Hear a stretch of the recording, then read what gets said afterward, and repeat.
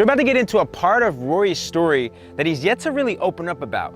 I mean, when you look at these pictures of what Rory recently went through and almost getting into a fatal car accident and how that created a real breakthrough for Rory, an awakening of sorts. And you know, how sometimes we need this traumatic experience in our lives in order for us to truly wake up to what's important. And you know what? Rory gets me to be a little vulnerable about a story in my life that I've suppressed from my childhood that I've yet to ever open up about. It was actually really, really tough. But you know what? With vulnerability comes power. You had like somewhat of a spiritual awakening somewhat from that crash, like really reevaluating, asking yourself the right questions that you feel? I don't know if I'm asking the right questions yet, but I mean, I'm definitely really self-aware. I think I'm probably the most self-aware that I've been in a long time. I mean, I don't have all the answers, but I'm aware of how I'm feeling, or if it's an issue, or if like, hey, like I'm feeling great today, let's run with this. I remember like when I wrecked the car, the first thing, like I got a concussion and knocked unconscious.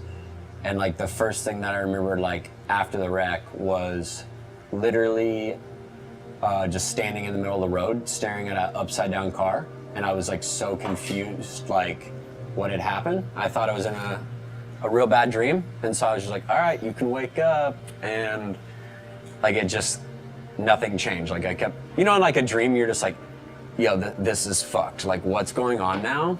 And then like all of a sudden you wake up and you're just like, you don't have to process it because you realize, oh, I'm in my bed. Like that isn't real, like whatever. And you go back to bed. So this was just like, all right, you can wake up, you can wake up. And then just like this blood just started running over my eye.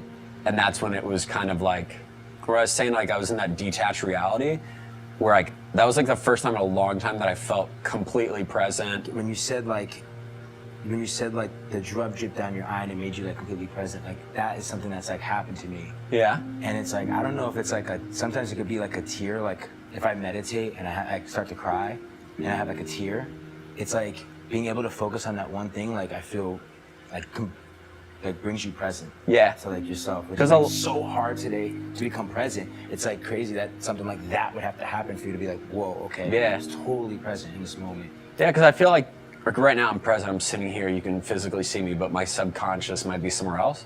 And I feel like that happened to me a lot. And like that, at that time, like I recognized that the body was there, the mind was there, and it was just like, I literally panicked. I freaked out and I thought, I knew no one was around, but I felt like I'd killed somebody. And like, so I ran over there, tried to lift up the car, couldn't lift it, obviously.